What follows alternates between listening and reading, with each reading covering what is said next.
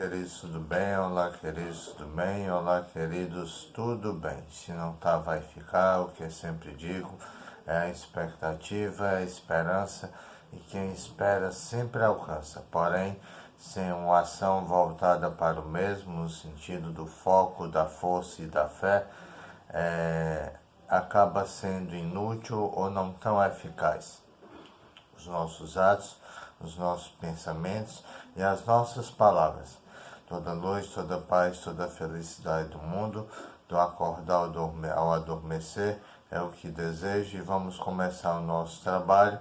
Antes, pedindo para deixar o like, o joinha, o compartilhar, o curtir, fazer sua inscrição, sua crítica e seu comentário. Com Igor Moreira Pinto, escritor, blogueiro e youtuber, vocês estão em A Observação. O livreto Conhecendo o Ceará, do Diário Nordeste 2018, onde fala o melhor das praias, onde comer bem, boates e casas de show, sobremesas incríveis, bares para curtir, pontos turísticos, cidades encantadoras, 100 melhores lugares para você conhecer, falando também das melhores hospedagens, eu que já comecei, podendo mais na frente descartar esse material. E agora lendo o seguinte: o Dream Team da diversão. Para chegar à seleção das 100 melhores dicas de restaurantes, barracas de praia, docerias, cafeterias, sorveterias, bares, boates, botecos, hotéis, cidades e atrações turísticas do estado, o Diário do Nordeste recrutou para esta 8ª edição do Guia Conhecendo o Ceará 3 especialistas com diferentes perfis, mas que têm em comum o hábito de conhecer e frequentar o que a cidade de Fortaleza e o estado do Ceará têm de melhor. Desculpa a alergia. Em gastronomia, entretenimento e lazer. São eles: jornalistas, empresários, publicitários, médicos, sociólogo e chefe, que para fazerem suas escolhas usaram como critério vivências e experiências como clientes desses estabelecimentos ou como visitantes de destinos e pontos turísticos. Na prática, esses jurados são como aqueles amigos que, após uma feliz experiência gastronômica, fazem questão de te indicar o restaurante de forma isenta e imparcial, sem nada ganhar em troca. São alguns deles: Alexandre Pereira, Ana Maria Xavier, Benjamin Oliveira, Colombo Cialdini, Elias Leite, Eni de Câmara, Felipe Calvete, Ivan Prado, JB Uchoa, Manuel Linhares, Melissa Lindner, Priscila Cavalcante, Vandossi Romero.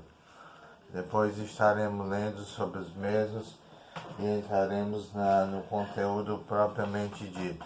Lembrando da ACAMP, Associação Comunitária de Ajuda Mútua do Pirambu, Central de Atendimento 3091-9120. Fica na Rua Santinês 1247, no Pirambu. E eu contribuo com a ACAMP. Ela ajuda crianças e adolescentes. Abram seus corações. Eu que também contribuo com a Peter Pan. E agora eu leio um papelzinho já mais antigo, mas talvez ainda vigente. Notificar importa. Todo nascimento de pessoa com síndrome de Down deve ser notificado. A melhor forma de combater o preconceito é através da informação e da inclusão de todas as pessoas, na família, na escola, no mercado de trabalho, na comunidade. Eu escondo o rosto por causa da salivação e por achar essa maneira de ler a mais adequada. E para mais informações, você tem www.movimentodao.org.br. Você tem www.facebook.com movimento Down. E você tem contato@movimentodown.org.br. Síndrome de Down tem diretriz. Conheça as diretrizes de atenção à pessoa com síndrome de Down do Ministério da Saúde. E vamos continuando. Falando agora do livro da Educação Inclusiva, onde eu vou falar de onde eu parei. Eu estava falando da seção 1.1, História da Deficiência. Eu já tinha começado e vou continuar. Estou lendo tópico a tópico. Quais são as representações das pessoas com deficiência reveladas pela arte? E como o lugar dessas pessoas foi ressignificado no decorrer da história? O que revelam os quadros e como a arte contribui no desenvolvimento do nosso conceito sobre deficiência? Quais são as relações de poder e as características de diferentes civilizações frente ao diferente? E principalmente, por que estamos percebendo e discutindo essa temática? Qual é a importância dessa discussão para a prática pedagógica? Esses questionamentos permeiam a nossa prática e contextualizam as nossas ações. É o momento de ajudar Vitória, a personagem da história, no meu estudo, nesse livro, a esclarecer esses questionamentos. E é por meio dos nossos estudos,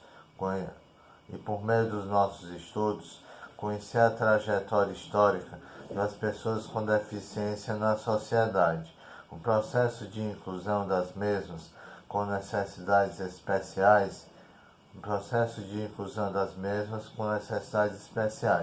e refletir criticamente sobre o desafio do profissional da educação acerca da sua prática no desenvolvimento e na aprendizagem dos alunos. Nesta sessão vamos estudar alguns conceitos que nos auxiliarão a desenvolver essa competência, conforme ilustrado a seguir. A representação da pessoa com deficiência no Egito, a representação da pessoa com deficiência na Grécia e em Roma, a Idade Média e a função criativa, extermínio e segregação e exclusão, os primeiros estudos científicos e, no centro disso, deficiência, aspectos históricos, filosóficos e sociais. Depois vamos ler. Vamos em frente, aí não pode faltar. E agora vamos ao livrão azul, que aos poucos me despeço, de metodologia científica, com Marina de Andrade Marconi, Eva Maria Lacatos, da editora Atlas, com a 6ª edição. Trarei conteúdo mais atualizado. E vamos seguindo da onde eu acho que parei. Posso já ter lido esse conteúdo. Às vezes sou assim, repetitivo e alienado. Vamos lá. A segunda fase é a generalização. Eu estava falando de análise de texto, das fases da análise de texto. A segunda fase é a generalização. Após a classificação fundamentada em traços comuns dos elementos constitutivos, pode-se formular afirmações aplicáveis ao conjunto. A generalização: A. Permite a classificação uma vez que um elemento particular pode ser incluído no geral. B. Evidencia novas questões, dado que, uma vez percebido o caráter geral de uma questão, pode-se fragmentá-la em outras tantas particulares, mais simples e concretas. Por outro lado, dessas particulares, por intermédio da associação, semelhança e analogia, obtém-se uma geral, que novamente permite sua divisão e assim por diante. Exemplo: a mecanização da produção, a divisão do trabalho em tarefas simples e repetitivas, a exigência da padronização da produção. Leva o homem a um processo de robotização? É uma pergunta. Textos sobre a produção em série. Homens trabalhando ou robôs? É uma nova pergunta. E aí nós temos: a última fase exige uma análise crítica, utilizando instrumental e processos sistemáticos e controláveis. A objetividade, a explicação e a justificativa são três elementos importantes para se chegar à validade. E depois eu vou estar lendo o objetivo e o procedimento, que começa dizendo: a análise do texto tem como objetivo levar o estudante a. Aí eu leio um pouquinho. É do A ao I. Vou estar lendo isso. Aprender a ler, a ver, a escolher o mais importante dentro do texto, reconhecer a organização e a estrutura de uma obra ou texto, interpretar o texto, familiarizando-se com ideias, estilos e vocabulários, chegar a níveis mais profundos de compreensão, reconhecer o valor do material, separando o importante do secundário ou acessório, desenvolver a capacidade de distinguir fatos, hipóteses e problemas, encontrar as ideias principais ou diretrizes e as secundárias, perceber como as ideias se relacionam, identificar as conclusões e as bases que as sustentam. Aí depois, por sua vez, o procedimento deve conter as seguintes etapas. E aí eu paro por aqui, porque o vídeo já está ficando longo. Meu muito obrigado, fiquem com Deus. Tchau, valeu.